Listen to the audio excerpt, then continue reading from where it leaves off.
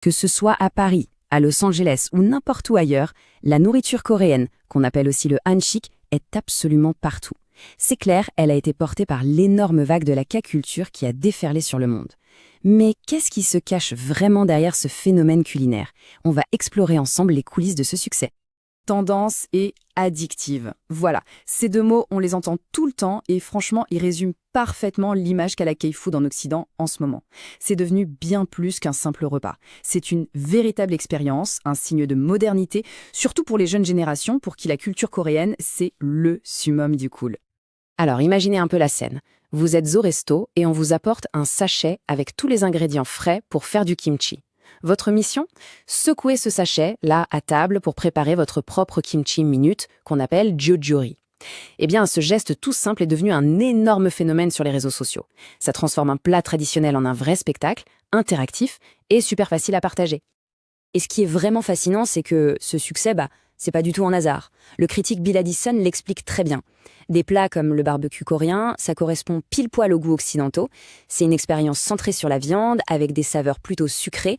Et en plus, il y a ce côté super sympa, où on cuisine directement à table. Bref, c'était la recette parfaite pour que ça marche. Mais voilà, ce succès fulgurant, ça soulève une tension, un dilemme que connaissent toutes les cuisines qui deviennent mondiales. Et là, on arrive à la question qui fâche un peu. Est-ce que les plats qui cartonnent sur les réseaux sociaux représentent vraiment toute la richesse, toute la complexité de la cuisine coréenne? La popularité a souvent un prix, et parfois, ce prix, c'est un peu de son authenticité. Il faut se mettre à la place d'un restaurateur coréen à l'étranger. C'est un combat de tous les jours. D'un côté, il y a le puriste en lui qui veut à tout prix préserver le goût original, le goût de la tradition. Et de l'autre, il y a le chef d'entreprise pragmatique qui sait très bien qu'il faut s'adapter au goût des gens sur place et faire avec les ingrédients qu'on trouve juste pour que son restaurant puisse tourner. C'est un vrai numéro d'équilibriste. Et tenez, voilà un exemple concret qui illustre ça à la perfection. En Colombie, il y a un plat classique, le jeyuk bokum. C'est du porc sauté bien épicé. Et bien là-bas, il est servi sans son ingrédient principal, la poudre de piment gochujang. Pourquoi? Parce que les Colombiens ne mangent quasiment pas épicé. Le plat est donc adapté pour plaire, mais un Coréen aurait du mal à reconnaître le goût d'origine. Et tout ça, en fait, ça nous pousse à nous demander, c'est quoi, au fond, l'authenticité? Parce que c'est bien plus qu'une liste d'ingrédients. Pour beaucoup de gens, le vrai goût, il est inséparable de l'expérience qui va avec, des souvenirs qu'on y attache. Ce témoignage d'un expatrié coréen qui vit à Boston, il est hyper parlant. Il dit que même si la recette est nickel, l'expérience authentique, elle, est juste impossible à reproduire. L'ambiance d'un marché bondé, le fait d'être à l'étroit dans un petit resto de quartier, tout ça, ça fait partie du goût. C'est la saveur du lieu, de l'atmosphère, et ça, on ne peut pas le mettre en boîte et l'exporter. Mais attention, parce qu'il y a un risque qui va encore plus loin.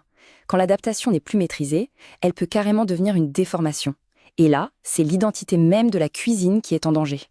Prenons Paris par exemple. Là-bas, il se passe un truc assez inquiétant pour la communauté coréenne. Des entreprises qui n'ont rien de coréen surfent sur la tendance K-food et ouvrent des restaurants qui sont coréens de nom, mais seulement de nom. Et le chiffre, il est juste impressionnant. Plus de 300 restaurants coréens en France. Mais cette croissance super rapide, elle cache une autre réalité. Beaucoup de ces restos sont ouverts par des investisseurs qui ne comprennent pas grand-chose à la culture et qui vont même jusqu'à racheter des restaurants coréens authentiques qui existaient avant. Alors, c'est quoi le portrait robot de ces restaurants? En général, c'est un peu toujours la même chose.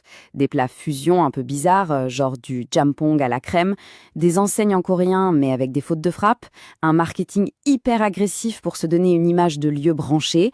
Le but, ce n'est pas du tout de partager une culture, c'est juste de faire du business sur une tendance, quitte à complètement dénaturer le produit.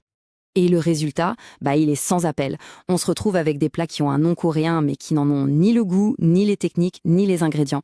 Pour quelqu'un qui découvre la cuisine coréenne pour la première fois, l'impression est complètement faussée. C'est l'identité même du hanchik qui est en jeu. Bon, alors face à tout ça, la question c'est, on fait quoi? Comment est-ce qu'on peut préserver l'intégrité du hanchik tout en lui permettant de continuer son incroyable expansion dans le monde? Et il faut savoir que ce problème, en fait, il ne date pas d'hier.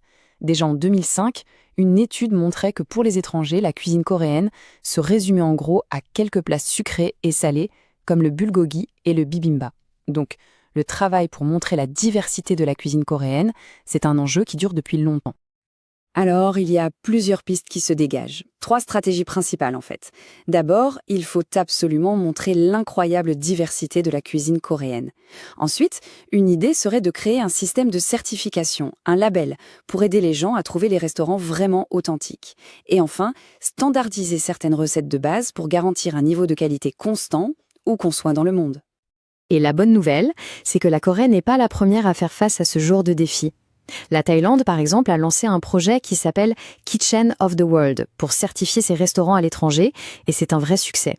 Le Japon aussi a beaucoup travaillé pour que le sushi soit perçu comme un produit sain et de haute qualité. Ce sont des exemples dont on peut vraiment s'inspirer. Et au final, tout ça nous ramène à une question qu'on peut tous se poser. Quand on va manger une cuisine qui vient d'ailleurs, qu'est-ce qu'on cherche vraiment? Une expérience la plus fidèle possible à l'original, quitte à être bousculée, ou une version un peu adaptée, plus facile d'accès, plus familière? La réponse à cette question, c'est elle qui dessine l'avenir de toutes les cuisines du monde, y compris le hanshi.